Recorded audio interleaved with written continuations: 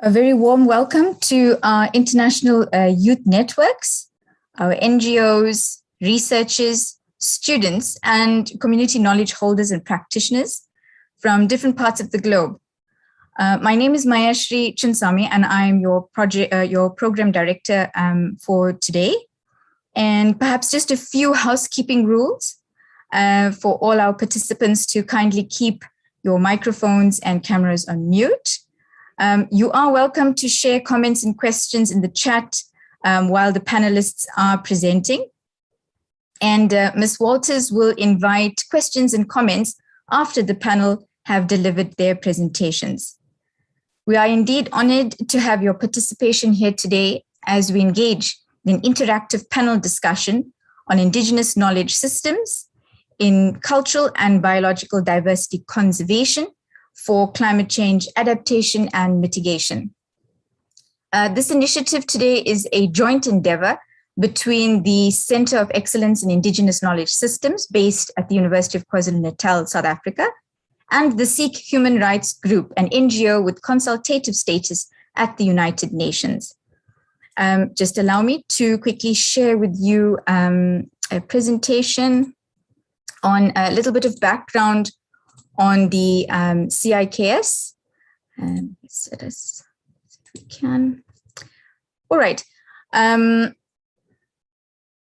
Centre for Indigenous Knowledge Systems is a partnership of 5 South African higher education institutions, that being the University of KwaZulu-Natal, which serves as the hub, the Northwest University, University of South Africa, University of Limpopo, and the University of Venda. And in 2004, the South African government put forward an IKS policy, which came into being and which looked at institutions of higher education to be the drivers and the vehicles through which IKS or Indigenous knowledge systems could be promoted, protected, and preserved. So these institutions that form CIKS have identified Indigenous knowledge systems as a way of transforming their core business, that being research, teaching, learning, and community engagement. I think one of the questions we'd need to ask is, why was the CIKS established and as a hub for advancing Indigenous knowledge systems? And this was based on the realization that in spite of the fact that a large proportion of our population and our communities still depend on our knowledge systems as part of our livelihood, our history in terms of slavery, colonialism, and apartheid, which is here in South Africa, and other forms of imperialism, we tended to have marginalized our knowledge systems as a knowledge system in its own merit. So therefore, as part of implementing this national imperative through the IKS policy, these higher education institutions were mandated to advance IKS as a new area of inquiry. More recently, more than 20 heads of African higher education institutions and autonomous research institutions from Francophone, Anglophone, and Lusophone countries signed an MOU to establish the UNESCO Category 2 African Institute in Indigenous Knowledge Systems, which basically shares or showcases the impetus of advancing Indigenous knowledge systems. And these are the higher education institutions. So the consortium has a range of advantages, and this forms part of the relationship that we have established and the collaboration that we have with the Sikh Human Rights Group, which is part of providing a cross-cultural, linguistic, and international platform where we can engage very openly on Indigenous knowledge systems research, any human capital development, any sort of networking that we're looking forward to, as well as community engagement. It also brings together, like we have our colleagues, Bethan and Carlos, have been working with a lot of the youth networks, researchers, postgraduate students, and other stakeholders from both public and private sectors to come together as part of implementing or realizing the aspirations of the Sustainable Development Goals. We also look at what are the existing potentialities within these entities. So yourselves as youth networks, as researchers, as community knowledge holders, we're looking at what the potentialities are there as part of this online interactive engagement to see how we can transform some of the initiatives and localize the SDGs. And in so doing, some of the activities include the harnessing and promotion of our indigenous languages, as well as homegrown philosophies, as these are repositories, these are spaces, these living archives of our knowledge.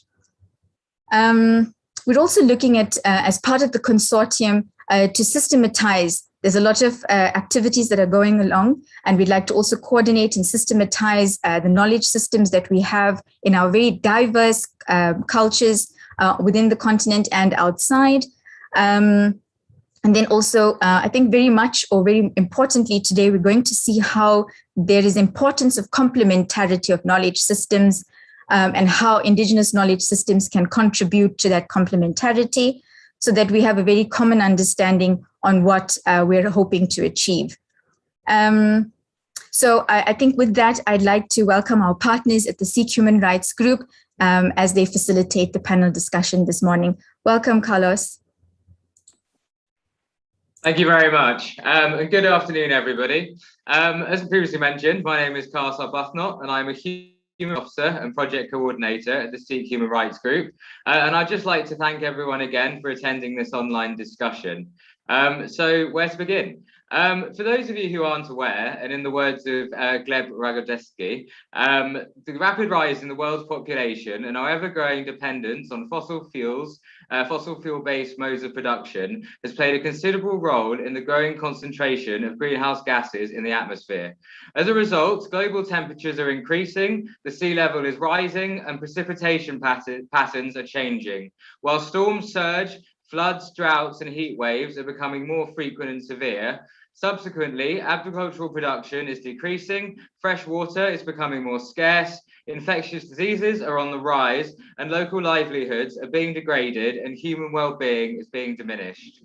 Although Indigenous groups' low-carbon traditional ways of life have contributed little to climate change, Indigenous peoples are the most adversely affected by it, and this is largely a result of their historic dependence on local biological diversity, ecosystem services, and cultural landscapes as sources of sustenance and well-being. The very identity of Indigenous peoples is inextricably linked with their lands, which are located predominantly at the socio-ecological margins of human habitation, such as small islands, tropical forests, high altitude zones, coasts, desert margins, and of course the circumpolar Arctic. Here at these margins, the consequences of climate change include effects on agriculture, pastoralism, fishing, hunting and gathering, and other subsistent activities, including access to water. Indigenous peoples, however, are not mere victims of climate change, comprising only 4% of the world's population, between 250 to 300 million people. They utilize 22% of the world's land surface.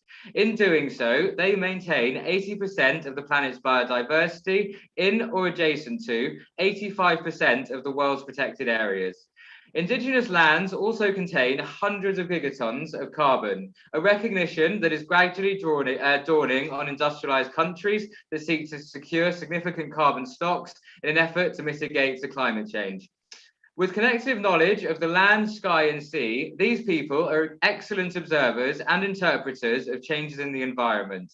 The ensuing community-based and collectively held knowledge offers valuable insights, complementing scientific data with chronological and landscape-specific precision, and the detail that is crucial for verifying climate models and evaluating climate change scenarios developed by scientists at much broader spatial and temporal scale.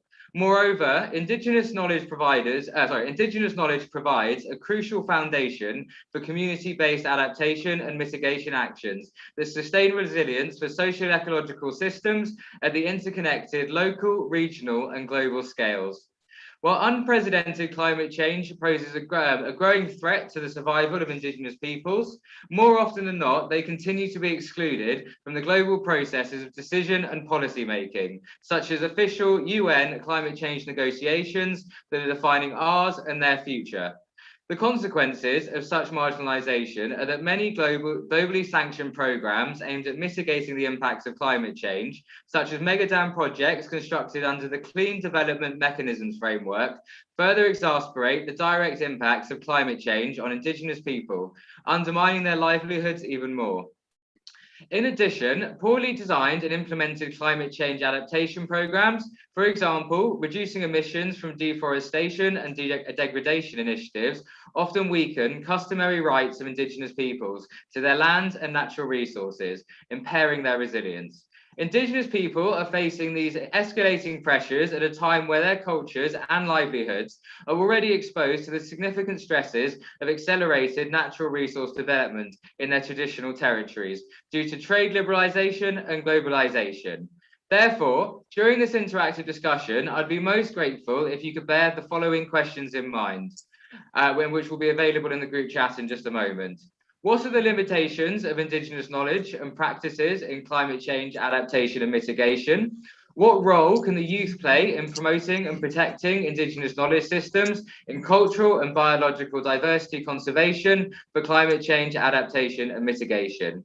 And finally, do you believe that there is scope to integrate Indigenous and/or traditional knowledge systems from around the globe into your countries or your state government's domestic legislation, policy and practice, particularly in regards to what was now become a global effort to mitigate and adapt to the negative impacts of climate change? Thank you very much. I'm now going to give the floor to Professor Hassan Kaya, who is the Director of the DSI-NRF Centre of Excellence in Indigenous Knowledge Systems. Professor Kaya, you have the floor. Okay, thank you very much, Carlos. Good afternoon, everybody. As Carlos pointed out, my name is Hassan Kaya. I am the Director of the DSI-NRF Centre of Excellence in Indigenous Knowledge Systems, which Dr. Chimsami gave a brief outline. My presentation today is to share with you, I hope everybody can hear me properly, one of the issues which tends to be marginalized in the climate change and adaptation discourse, and that is the role of African Indigenous knowledge systems in cultural and biological diversity conservation. Because we tend to forget how culture and biological diversity conservation are linked to climate change, especially within the context of adaptation and mitigation. Can you put a second, actually, whoever is sharing? If you look at, for instance, Indigenous people across the world and cultures and ecological settings, they interact with the natural environment for sustainable livelihood, and they depend on the natural environment in terms of health, food security, natural resource conservation, and all other aspects of life. And in the process of surviving in those different ecosystems, they develop different ways of life in terms of culture, in terms of values, and also because of the long observation and experimentation with the natural behavior, they develop lived experiences on how culture, biodiversity influence climate change and how they adapt themselves to those climatic changes to suit their own ways of life. Indigenous communities recognize that social practices, that is culture, influence the biodiversity conservation through the selection of the type of plants they need for life, for housing, the insects, animals as food sources of food security, and also take into consideration how these lived experiences and knowledge systems impact on the environmental health care. And they also realize that because they depend on those natural resources, they are very sensitive on the aspect that overexploitation of these natural resources in terms of their biodiversity contribute to the environmental degradation, loss of cultural and biological diversity. And the most important thing is that they realize that the symbiotic relation between culture, biodiversity, and climate change, and also the indigenous environmental knowledge systems which arise out of the cultural biodiversity and climate change symbiotic relationship. So that demonstrates that the concept of Western sustainable science is not a new phenomenon among indigenous people, because it's part and parcel of their daily lives, that if they destroy any part of this symbiotic relationship, it affects their livelihood. Therefore, indigenous knowledge systems realize the interdependence between culture, biological diversity, and climate change adaptation, which also tends to be neglected in the climate change adaptation and biodiversity discourse and also policy development. And that's why we want to share with you our views regarding this symbiotic relationship between culture, indigenous knowledge, and biological diversity in the context of climate change, adaptation, and conservation. As I said before, these indigenous people and communities, including here in Africa, they are located in areas where the majority of the world's biological and cultural resources are found, including also linguistic diversity, because it is through languages that they express the relationship to the environment, and there's also their own cultural ways of life. And these indigenous languages, as Dr. Chimsamo was pointing out, they're not mere communication tools, but they're also repositories of these knowledge systems related to the environmental health care, and also that symbiotic relationship between culture, biodiversity, and the climate change adaptation and mitigation strategies. Can you continue the other stuff? So I was emphasizing the question of African indigenous knowledge systems and how indigenous communities, taking an example here in Africa, they are trying to use indigenous knowledge systems and indigenous languages to localize the sustainable development goals, because that is one question which is always being asked: how do indigenous knowledge systems, especially in the context of Africa here, help to mitigate and also to localize the sustainable development goals? Because if you look at the 17 UN sustainable development goals, the issue of culture and indigenous knowledge is not very well clearly stated. If you look at for the SDG 14, conserve and sustainable use of oceans, on also 15, question of restoring and promoting sustainable use of terrestrial ecosystems, the focus is only on biodiversity conservation. There is very little being talked about indigenous knowledge system and also the issue of culture. And in our promotion of indigenous knowledge systems, especially here in Africa, the issue of culture is very, very important, especially the issue of languages, because one of the aspects of the sustainable development is that nobody should be left behind. And this means that if the sustainable development goals are to be relevant and accessible to the marginalized people who are mostly in the developing countries, they cannot run away from the issue of indigenous knowledge systems and indigenous languages, because most of the people in these areas, especially in the rural and marginalized communities, especially women and children and girls, they depend very much on these indigenous knowledge systems and languages for their daily livelihood. So the exclusion and marginalization threaten the central tenet, as I said, of the 2013 agenda to leave no one behind. And the assessment of the achievement of the sustainable development will be judged in how much inclusive they are, and especially the contribution and their impact on the livelihood of indigenous communities who depend on these cultural and biological diversity for livelihood in the situation of climate change. So continue, whoever sharing. So for instance, if you look at that in order for promoting environmental and health and sustainability, the issue of climate change needs a lot of consideration on the issue of indigenous knowledge systems and the climate change. And if this can only be achieved through the inclusion of community leaders, because these people in their communities, they have got their own leader, including the knowledge holders who are the custodians of indigenous knowledge and languages. And as I said, these are repositories of knowledge on the environmental health care and other aspects of the symbiotic relation between culture, indigenous knowledge, and biodiversity for climate change adaptation. And also, as Dr. Chinsami pointed out, the question of youth.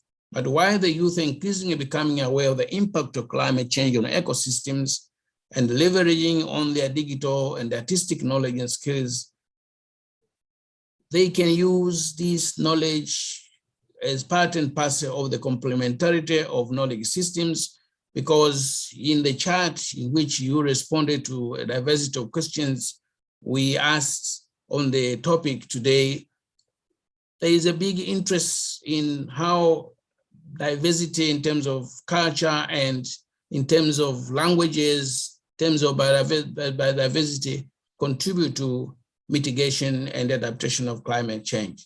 So we have young people from the developed world and developing world, and through exchange of experiences, we have responses from India, from Africa here, and Africa as a continent. You have also South Africa and other parts of the continent.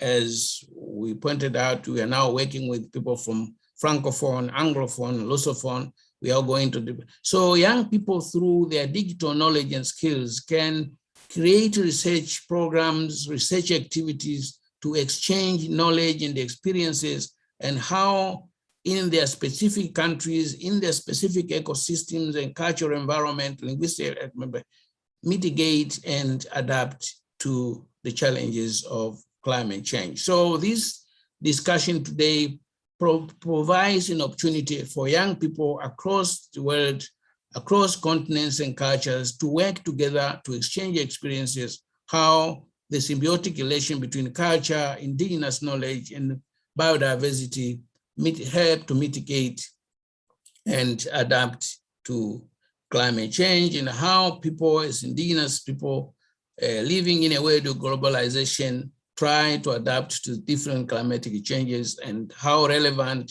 their indigenous knowledge systems adapt to the new conditions, and how through the complementarity of knowledge systems, including the role of digital knowledge and skills, can help these communities across the world to adapt and mitigate climate change. So youth, as both as experts of the digital and artistic knowledge and skills, can contribute greatly to policy development in the context of climate change and climate change mitigation and the role of indigenous knowledge. Continue. So I would like to also, as I said, I'm pointing, my focus is on African indigenous knowledge and culture and biodiversity in African indigenous languages. There are a number of examples in the continent, and because of limited time, I also would like to share only a few of them, whereby people in African countries, especially indigenous communities and governments, are now trying to localize the SDGs using African indigenous knowledge systems, homegrown philosophies and languages. An example is in Rwanda. There is a best practice in the continent and in the world where they are using indigenous languages and also indigenous knowledge systems to localize the sustainable development goals, to ensure that they are understood and owned by the people who are involved in the implementation of the sustainable development goals.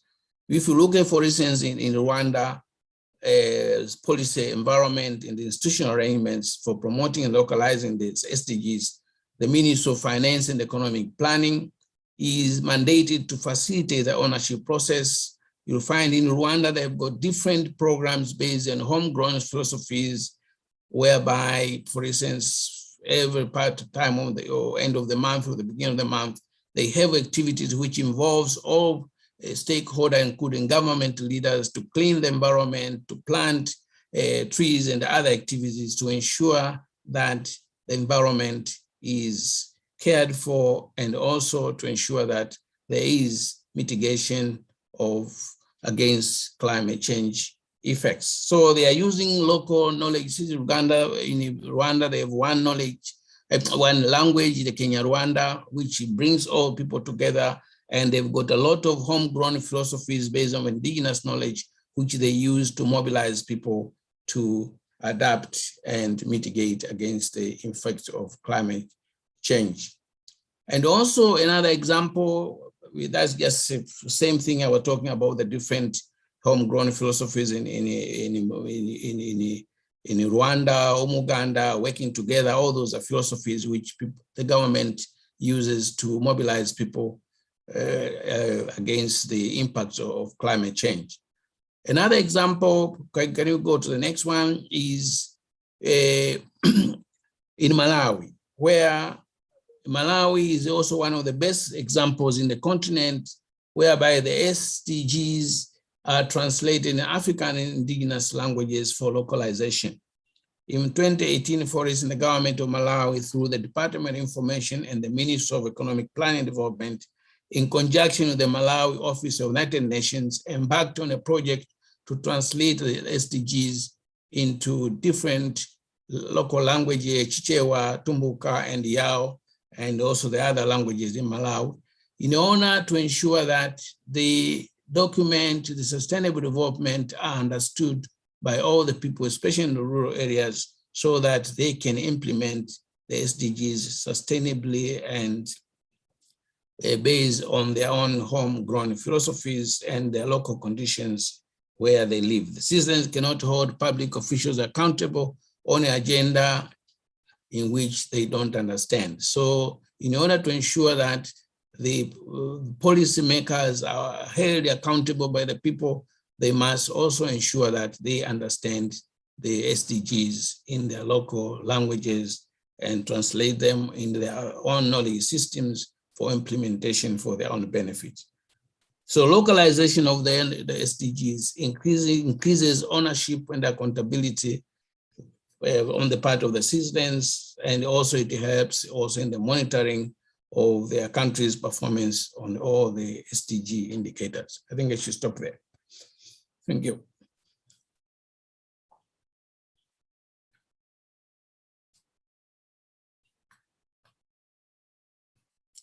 Carlos.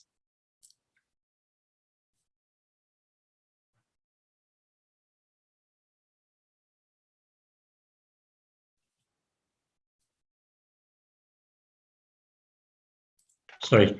Hello, my name is Jasev Singh Rai. I'm the director of the Sikh Human Rights Group. I'm following on from Professor Kaya.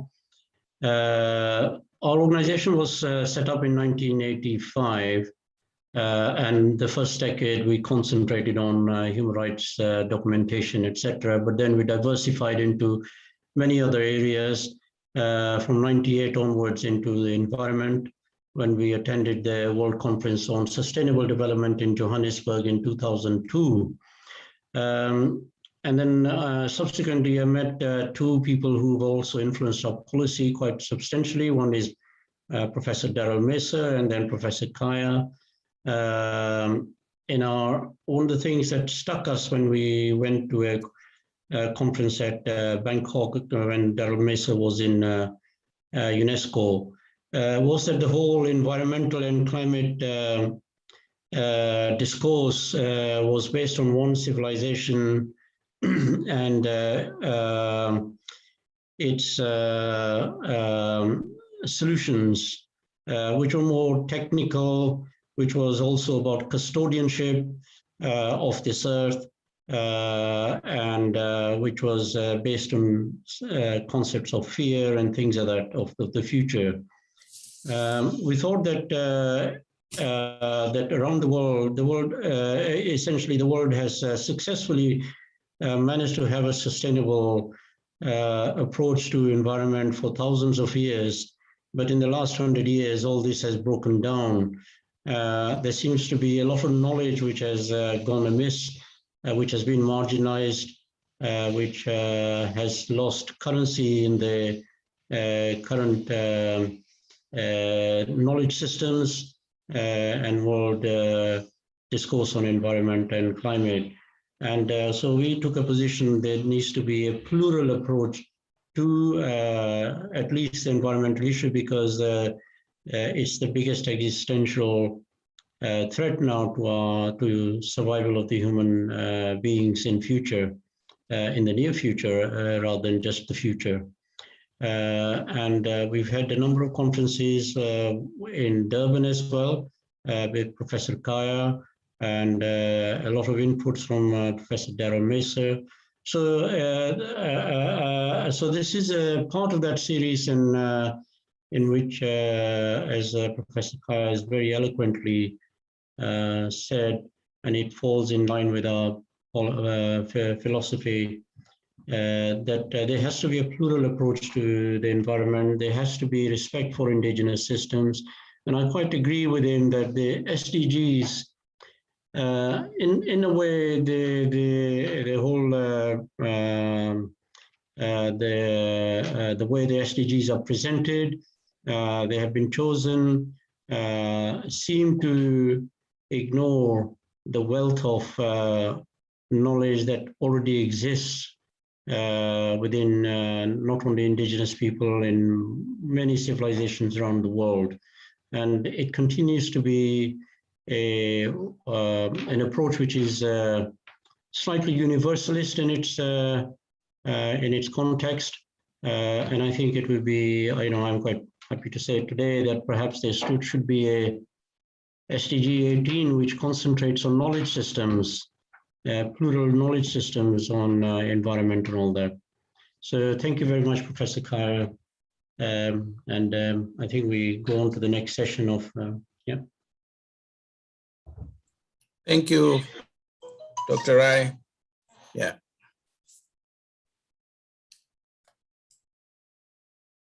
We can now open up the floor if anyone has any questions at all for either Professor Rai, or rather Dr. Rai or Professor Kaya. You can either pop it in the chat or you can pop your hand up and say it yourself.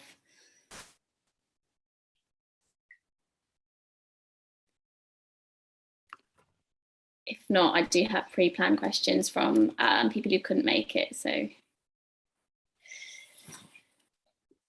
Okay, while people are thinking of questions, I'm sure, I will ask the questions that have been sent in from people who can't make it. So the first one is, how strongly do you agree or disagree with the following statement?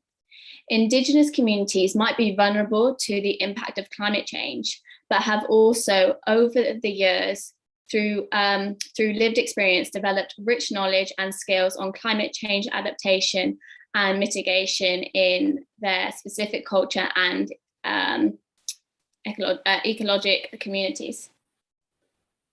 So, Kaya, Professor Kaya, would you like to go first? Yeah, I mean, personally, I want to respond to that question of vulnerability of indigenous people and communities. I think they've been attended. I had the privilege of attending this COP for climate change. And one of the aspects you notice there is to look at these indigenous communities as just vulnerable. I don't say that they're not vulnerable, because climate changes and also challenges their knowledge systems, they live in sensitive ecosystems, especially now with the issues of industrialization, the patterns in which they're used to know the early warning system have changed. But we shouldn't look at indigenous communities and people just as vulnerable. They're vulnerable because they're part and parcel of what is happening globally.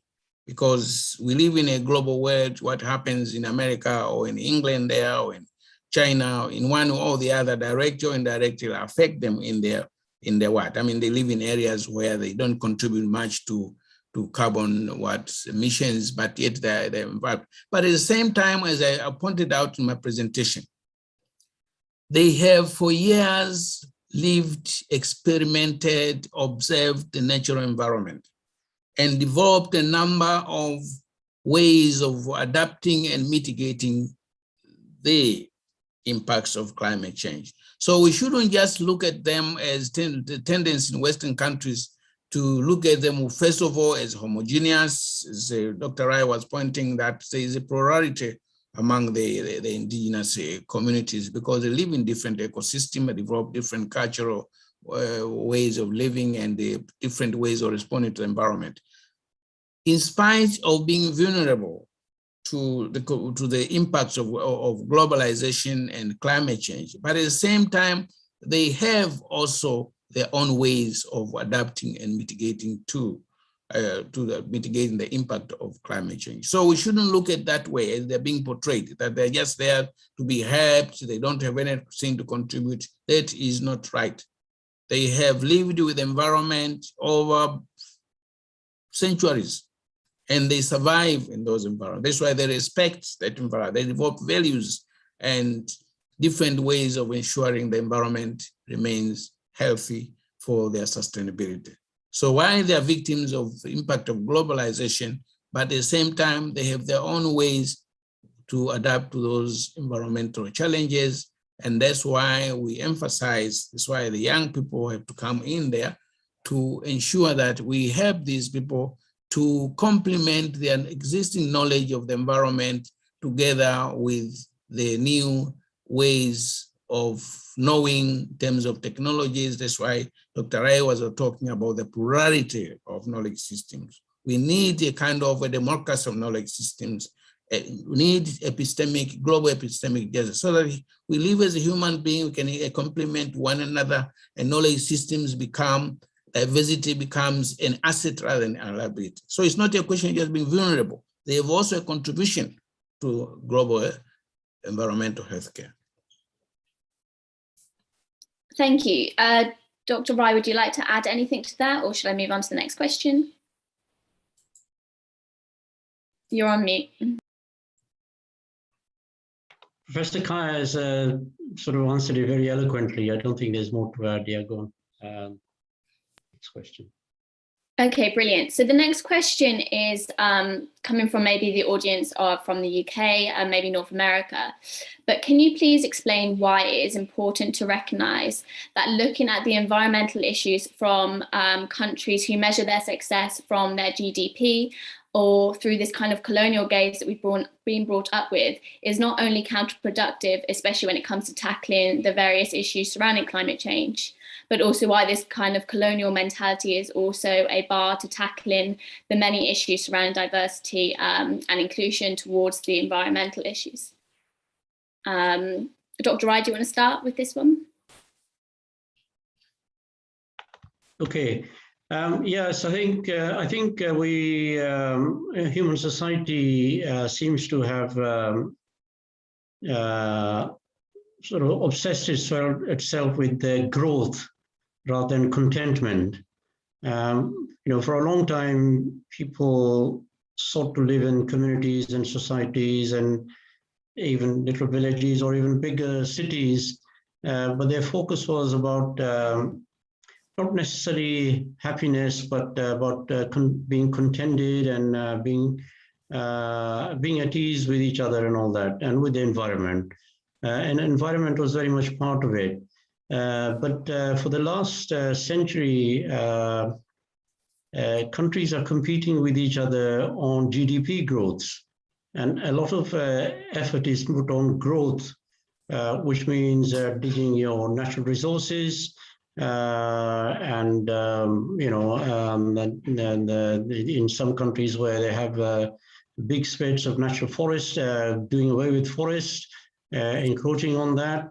And and so on, where we are producing more than our needs, producing except so much, in fact, so much waste.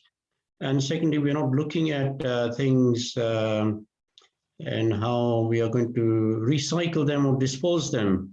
I think there needs to be a bit of a change in emphasis that is GDP and this colonial approach to growth, the only way forward for human beings, human life. Yeah. Thank you. Professor Kaya, would you like to add to? Yeah, I would like to add to what Dr. Rai said. You see, if you look at, for instance, not only Africa here as a continent, but also other developing countries, including India. Sorry, Professor Kaya, can you please put your camera on?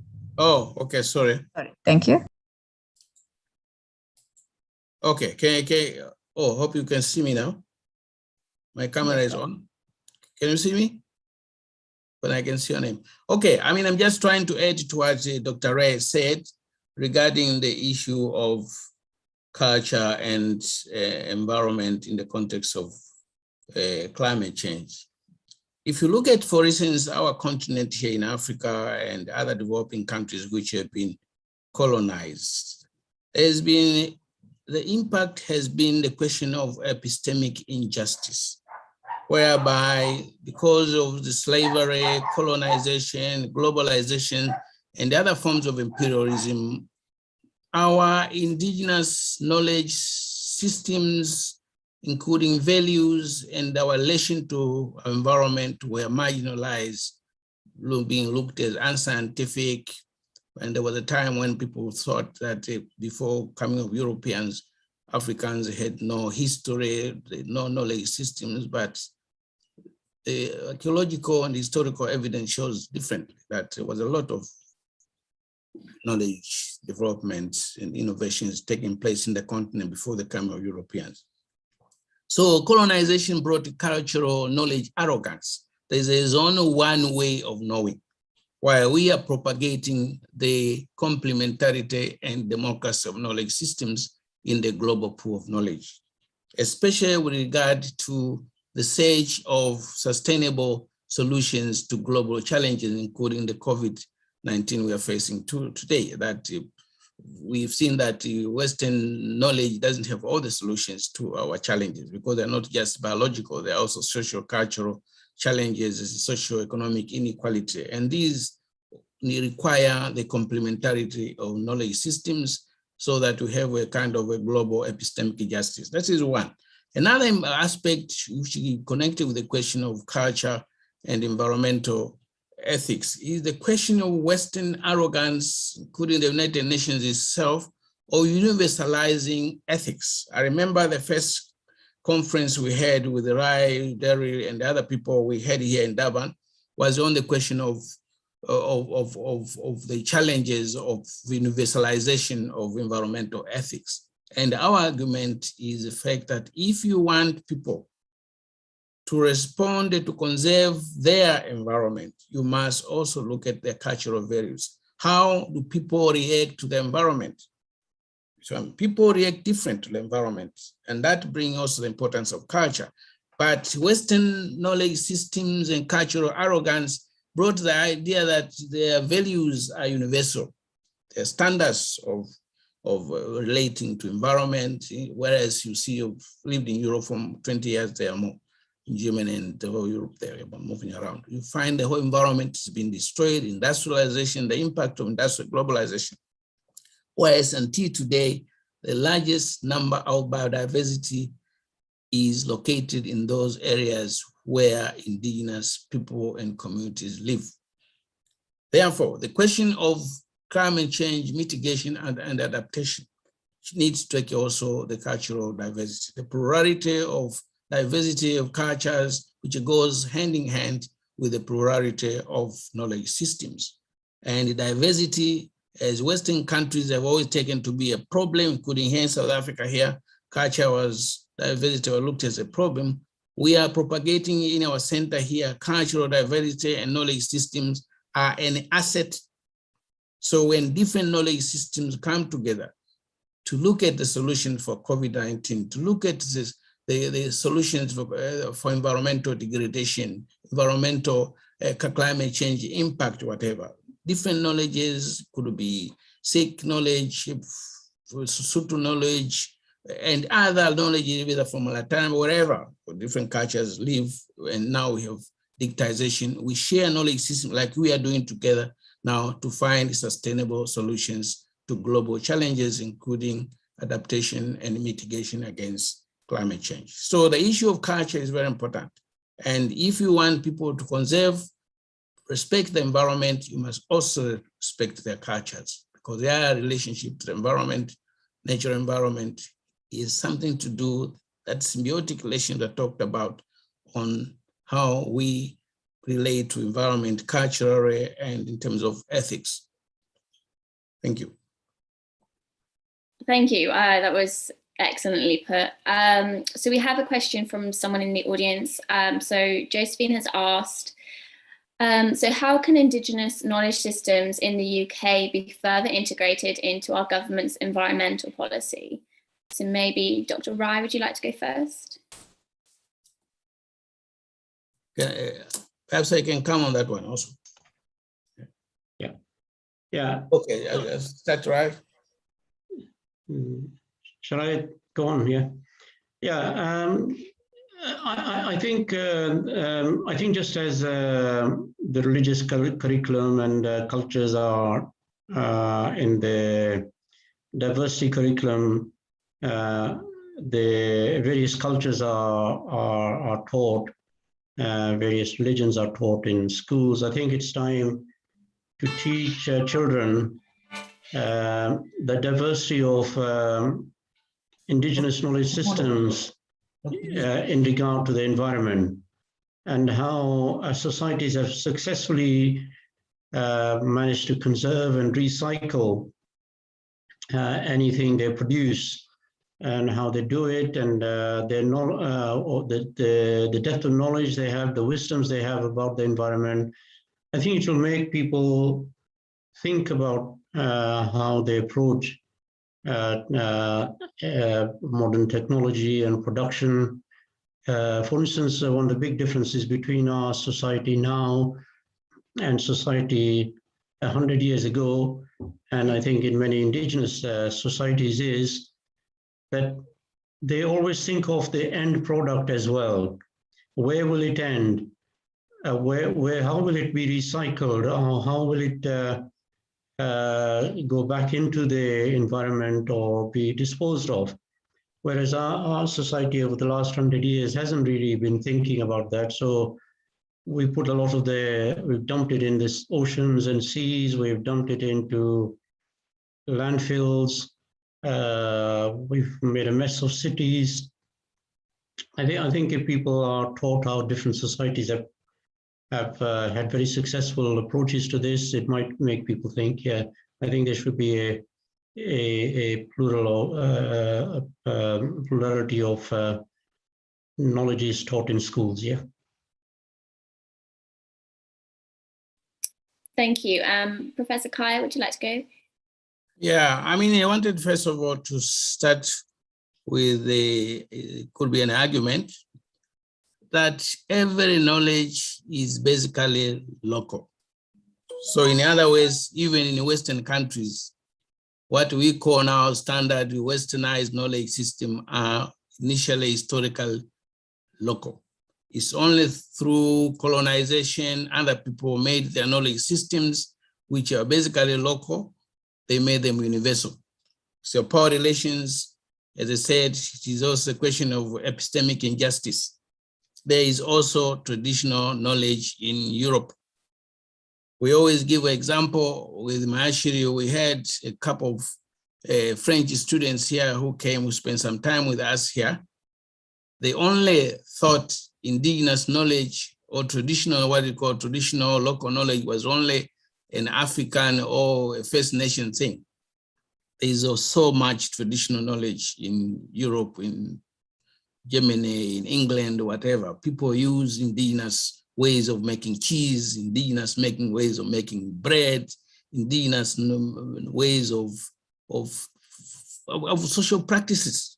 of all sorts, but they don't call them indigenous or traditional because they associate those concepts with the primitive or what, in the cultural anthropology, which came with the colonization here, that is only cultural anthropology of Luos or Xhosa Zulus, but there's no cultural anthropology of Germans, whatever, things like that. But what I'm trying to say here, just as we have indigenous knowledge here, knowledge systems, there are so much indigenous knowledge systems in all communities in Europe. I lived there more than 20 years.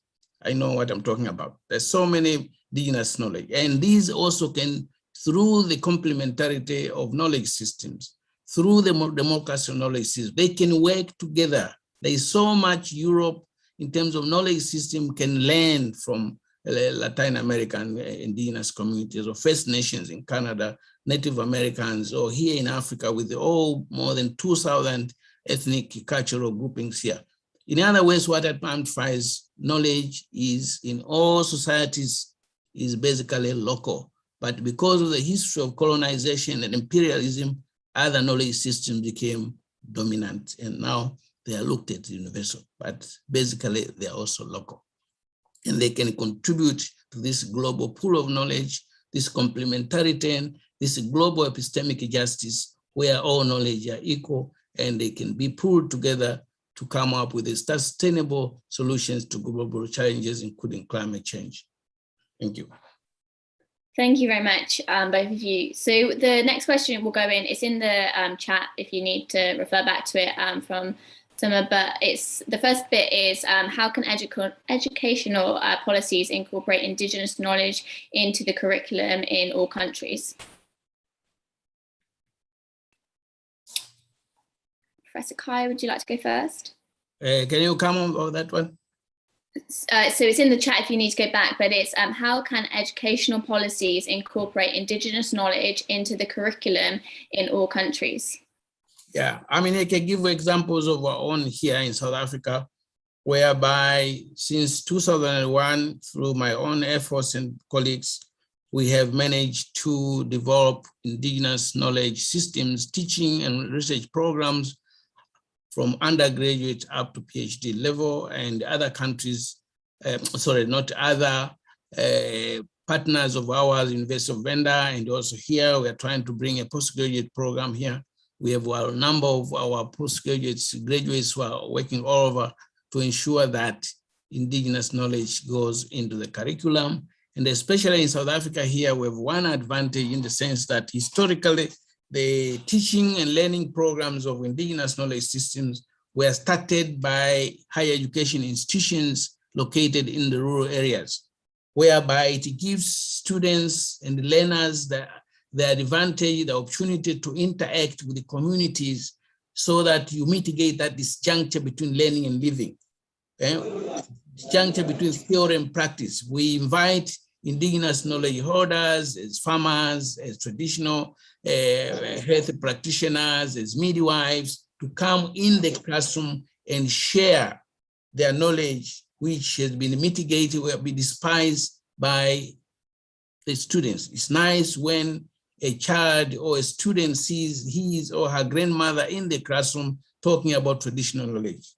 To see your grandmother talking about the different ways, indigenous ways of early warning systems and indicators of climate change. It gives the students a kind of a self-confidence that the knowledge which our parents, which our elders in the community have a currency in the educational system.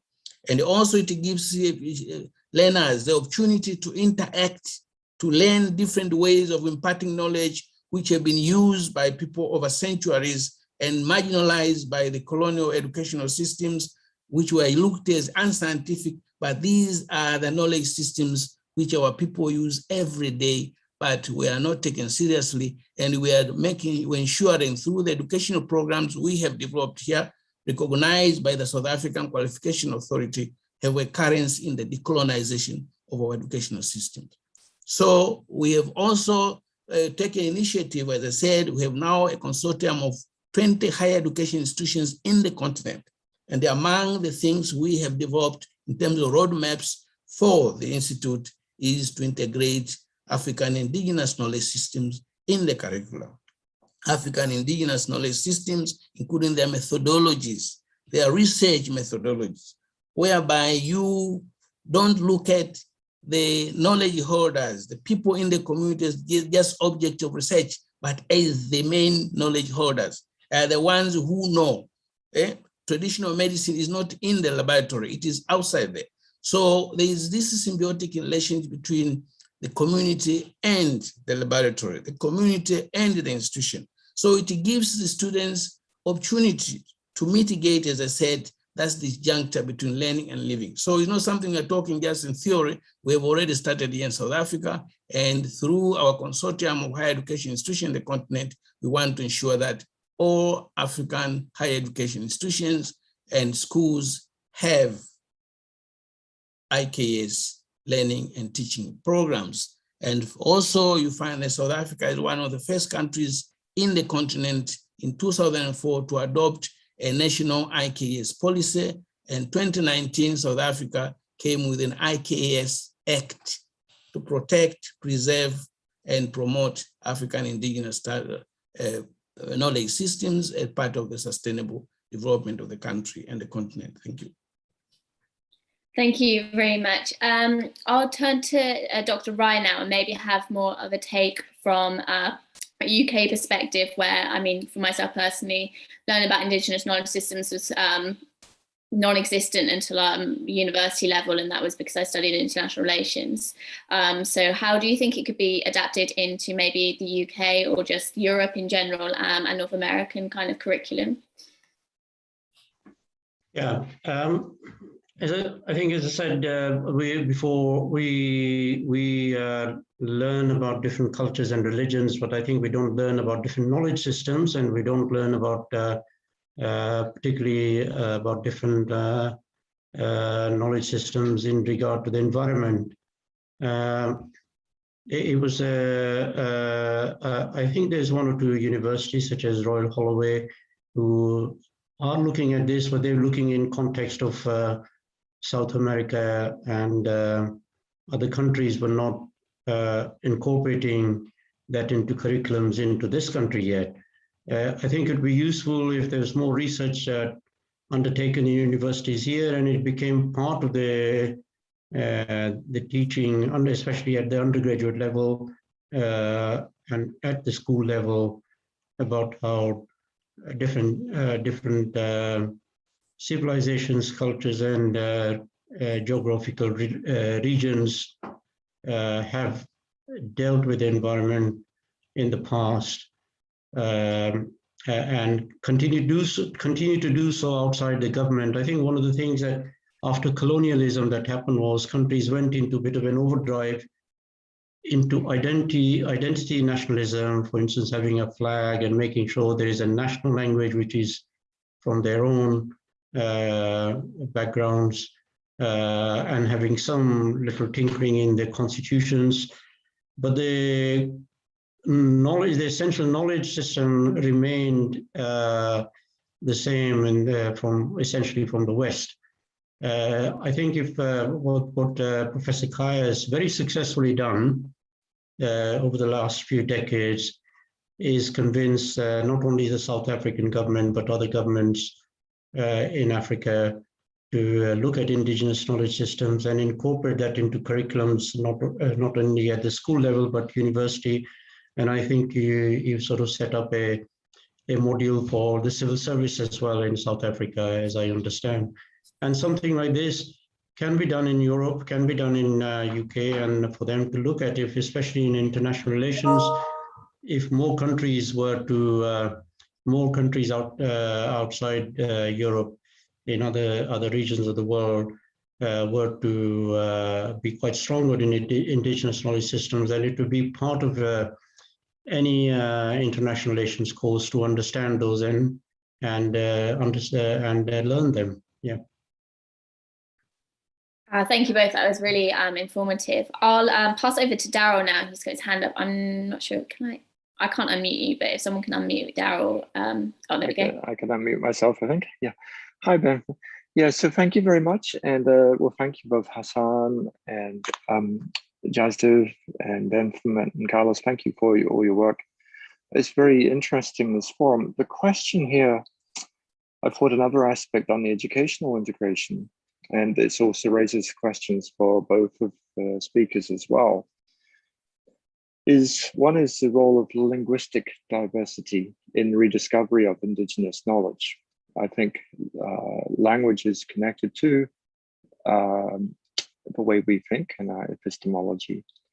So one question for Hassan and Mayashi is that in the Durban case, how is linguistic diversity taught as a method for development of Indigenous knowledge and also Indigenous thinking? And for Jasdev, how is what's UK situation in terms of teaching Indigenous language? I know there is some Welsh and some Scottish and some Gaelic and Irish, but how do we regard that? And an additional question, and the role of the Sikh Human Rights Group is interesting. And in British culture, as a colonial culture, it's sort of interesting, the diversity, where you're speaking from in Southall is a large number of people from the South Asian continent. In a sense, I think there's a role also for teaching of Indigenous knowledge to people of the diaspora who have been separated and brought up in a colonial sense. How do we see that that role? In my experience growing up in Aotearoa in New Zealand, Maori language is integral to the thinking. And work in American University of Sovereign Nations with the Apache community. In the Apache preschool level, Apache language is critical to this. But unfortunately, once they go to the mainstream United States schools, it's largely based on English, or American English, I should say. So some of my reflections. Thank you. Yeah, thank you, Daryl. That was a very nice question. And in fact, it came at the right moment, because we have now started here a very, very big project. Government also within the SADC region, especially supporting us. And that is the question of teaching African indigenous languages using other African languages. As you know, if you look at what's going on in the continent, Kiswahili, which is mostly spoken in Tanzania and other East African, Southern African countries, was adopted by the African Union as lingua franca of the continent. And 2 years ago, the Southern African Development Community adopted also Kiswahili as the 4th language in the Southern African region besides French, Portuguese, and English.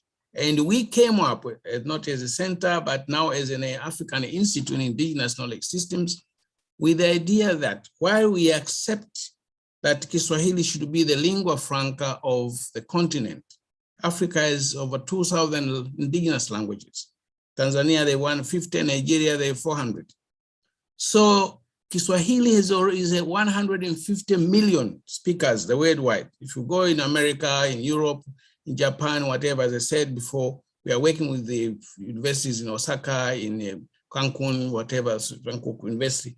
They are all teaching Kiswahili. But we said, no, Kiswahili should also help other African indigenous languages to grow, to reach the same global status.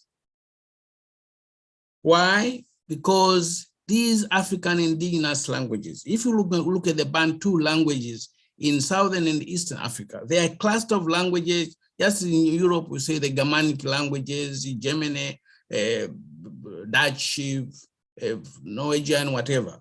The cluster of languages, like the Bantu languages, they can cross-pollinate one another. If, for instance, there is a word which has been lost in isiZulu, but it still exists among the in Setswana or in other languages. So by teaching Kiswahili or African languages in using other African languages, you can borrow concepts and ideas from one another. instead of borrowing a concept from English or whatever. These languages which are related historically and culturally in terms of values, they can cross-pollinate one another. And beyond that, we also came with an idea now, which has been accepted by governments here. We are working with the Tanzanian High Commissioner in South Africa, that indigenous languages are not just mere communication tools. It's not only here. You go to the Native Americans, you go to the First Nation in Canada, you go to the Maoris in New Zealand, whatever there. Indigenous language are repositories of knowledge systems, in terms of science, technology, value systems. And these can be turned into resources for cultural and economic diplomacy.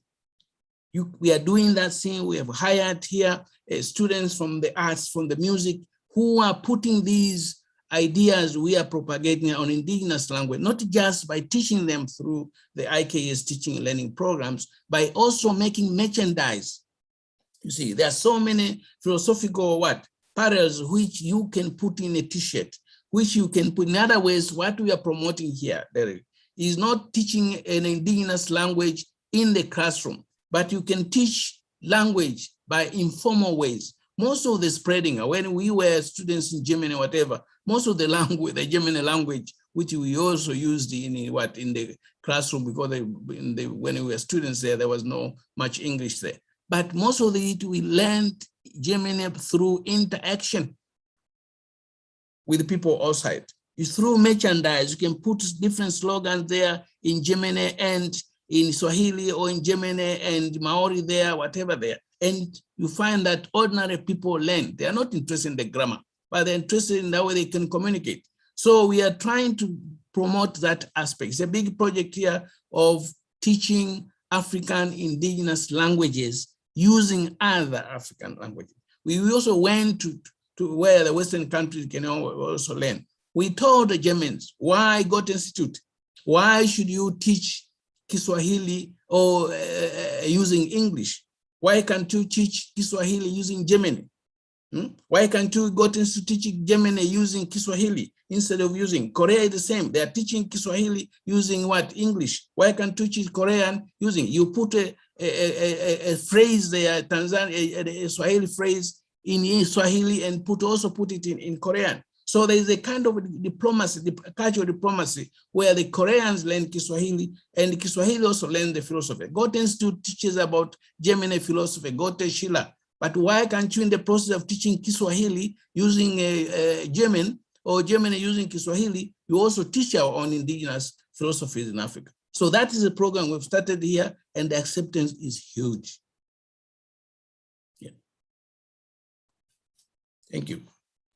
Thank you very much. Dr. Rai, would you like to add anything?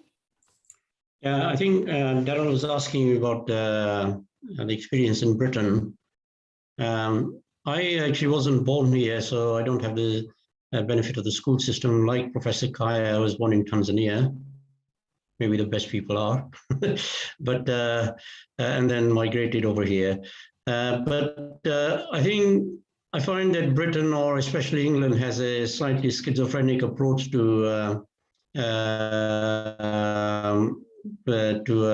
multiple languages, multilingualism. Every few years, some politician will come up and say, if you're in England, you must learn English and everybody must speak English. But at the same time, there's a lot of programs going on where they allow communities to have their own language in schools, etc., but not necessarily as the operative language, but in as O levels or A levels, or in their cultural institutions. So there's no ban on that. And a lot of communities fund that themselves with some funding from the government.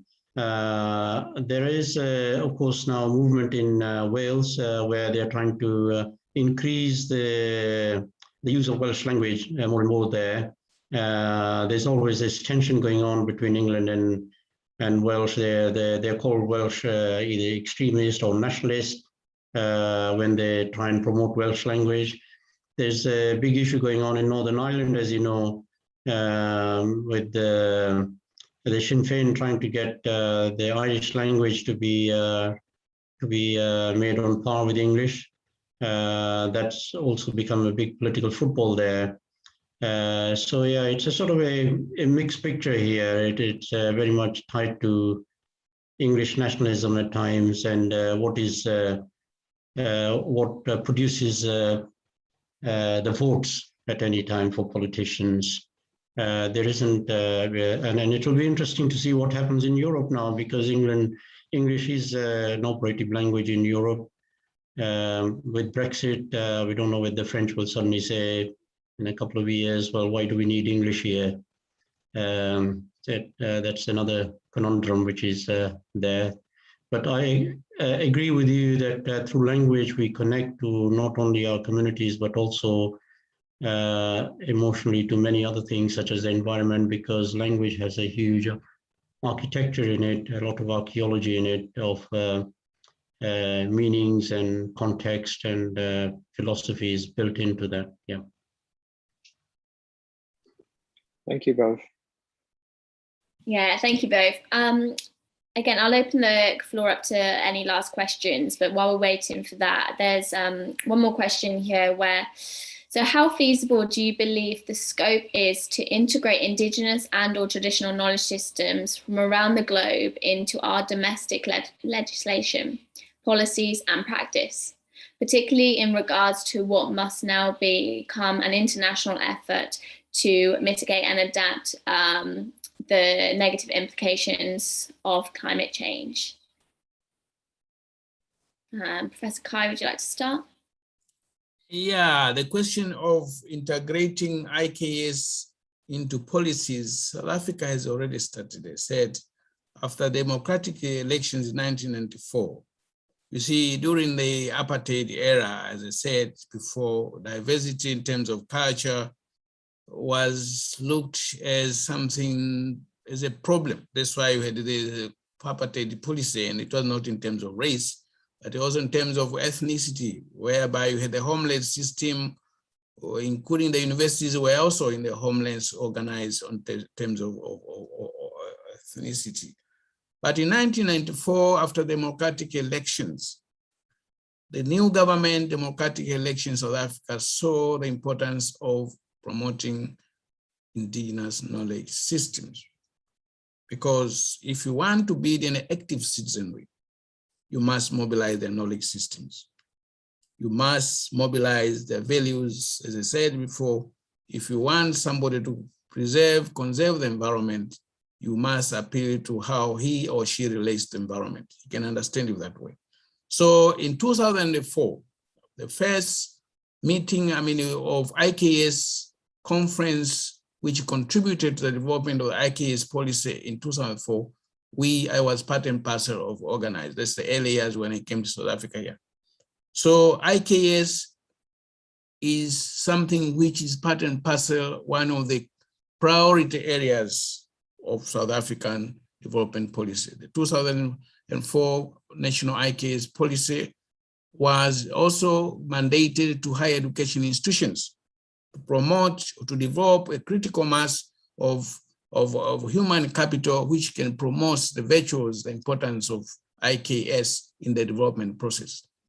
And in order to promote, preserve and protect it, 2009, South African the government adopted the IKS Act, including the recognition of prior learning. In other words, you recognize in terms of legally the knowledge and virtues of African or indigenous knowledge systems. So it's already done here. And I was leading the NEPAD, New Economic Development Program of the AU, to ensure that the Southern African region had also mechanisms of introducing IKS as a policy. The region has almost 16 countries here. We moved around up to Seychelles to ensure that IKS as a policy is developed in these countries. So it's something which is already done in Africa here, South Africa in particular, and SADC region in particular, to ensure that indigenous knowledge becomes a policy. Because if you want indigenous knowledge to become part of the development, sustainable development process, including the SDG, it must also be institutionalized. And how do you institutionalize the IKS is by making part, even here, the University of KwaZulu-Natal in 2013, when I moved here, the first thing I ensured was to ensure that we have an African Indigenous Knowledge institutional policy. We could be the only university here in the continent or perhaps in the world with an institutional IK policy, so that it can also go in all areas of research, all areas of teaching and learning, and in issues of community engagement, including knowledge brokerage. So it's something going on here. I'm not talking our theory, I'm talking what is already done. South Africa is in IKS national policies, 2004. The University of KwaZulu-Natal has an African Indigenous Knowledge Systems institutional policy since 2013. Yeah. Thank you very much. So Dr. Wright, the same question, but how can we kind of follow in South Africa's kind of footstep and implement it into our legislation and policy and practice? You're on mute. I think what would help is if the institute, IKS Institute in KwaZulu-Natal was also able to show how this has been useful to the country and to the South Africans as well, other than just a reactive nationalism. And that, I think, will convince a lot of countries that what Professor Kaya has managed to achieve there in South Africa strengthens the country and the people and their knowledge systems. And when that is when that happens, I think there is also a need for non-government organizations to push on that, for a diversity of knowledge systems, particularly in the environmental field. I think one of the sad things about the NGO community is it is also fallen in line with the one single discourse in the climate and environmental fields. It also tends to talk the same language, not I mean English, but the technological language, the economic language. So you find a lot of NGOs are trying to persuade states that economically using alternatives to fossil fuel is just as effective and it's just as beneficial, rather than looking at knowledge systems and value systems that people have had. They haven't been pushing on that. I think there needs to be some sort of a general awareness and more campaigning on this. Then I think that will be put into the ethics courses, if nothing else, even in the West. Excellent. Thank you very much, both. I think that's covered all the questions that people have got to ask. So maybe past kind of ending thoughts really from maybe both of you is kind of, yeah, how to summarize, is Indigenous knowledge systems kind of the answer to saving our planet and tackling climate change? If you can answer that in maybe 30 seconds to a minute, which is quite a big question. Professor Kaya, would you like to give it a shot? Sorry, can you say it again? So how are Indigenous knowledge systems the answer to saving our planet and tackling kind of the issues of climate change? You are asking me to give a kind of final word or what? Yeah. Yeah, because I mean, the final way, the most important thing, as is pointed out, is we must have a kind of a paradigm shift, a new mindset that we shouldn't look at diversity in terms of cultures, in terms of knowledge systems as a problem. We must look at it in the process of promoting global epistemic justice, to look at diversity as a resource, because the complementarity of knowledge systems, the democracy of knowledge systems in the global pool of knowledge, which was marginalized by the cultural arrogance of the West, should take into account that we have challenges which are global. In spite of this diversity of knowledge system, we come together like we are doing today here. We have a problem of climate change. How do different knowledge systems based on cultural diversity can contribute to mitigate this global problem? We have COVID now. COVID is not just a biological issue. There are social, economic, cultural, political imperatives which came with the COVID. How do different knowledge systems, different cultures across the world, especially among young people, come together using the digital knowledge you have, the skills, to contribute to policy development, to contribute to changing mindsets among young people, the elderly, whatever, all diversity. Diversity is an asset now, must be looked among young people, not only within the context of climate change, adaptation, and mitigation, but in all the challenges we are facing as human beings: poverty, epistemic injustice, human rights, all sorts of stuff. So we are here to propagate, or not propagate, rather, to share knowledge and awareness on the importance of diversity. I remember you're one of the first people who asked me when we first met, how does diversity come into climate change? And that's what we are trying to say today. Diversity is an asset for mitigating the impact of climate change, both in terms of environmental health and in terms of food security and all other aspects of our life. Thank you. Thank you so much. That was incredibly put. Dr. Rai, would you like to kind of add to any of that at all? Yeah, I think in English saying the proof is in the pudding. I think the evidence stands for itself.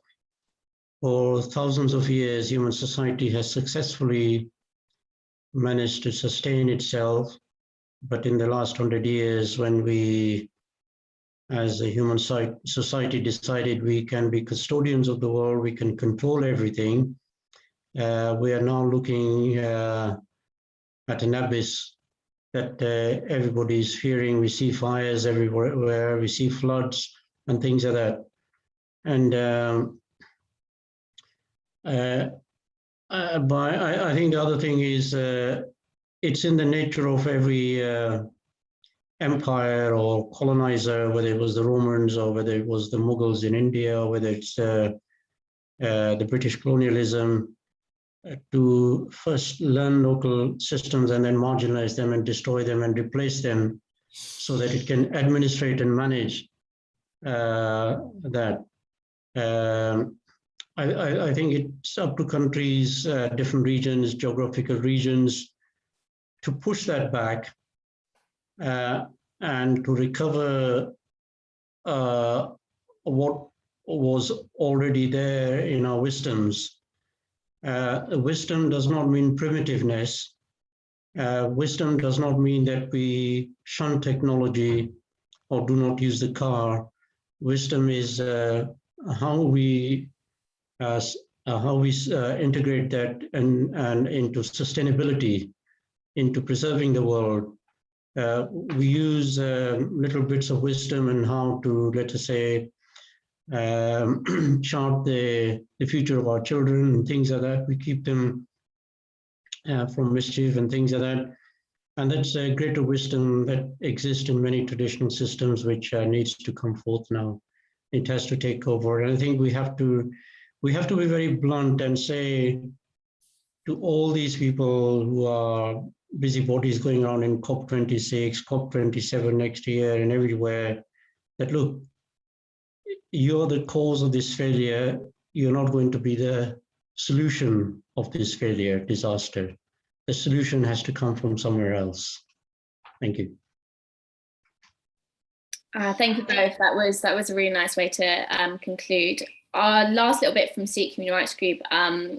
If you wanted to be involved in any internship or volunteering programs, if you could pop your email in our group, and I can kind of send you the relevant details. One intern we're specifically looking for is kind of an event coordinator. So anyone in marketing who can promote events like this, who's preferably based in the UK, would be excellent. So again, if you show any interest or know other people, again, drop an email or reach out to us on socials. I'll write that sort of stuff in the chat.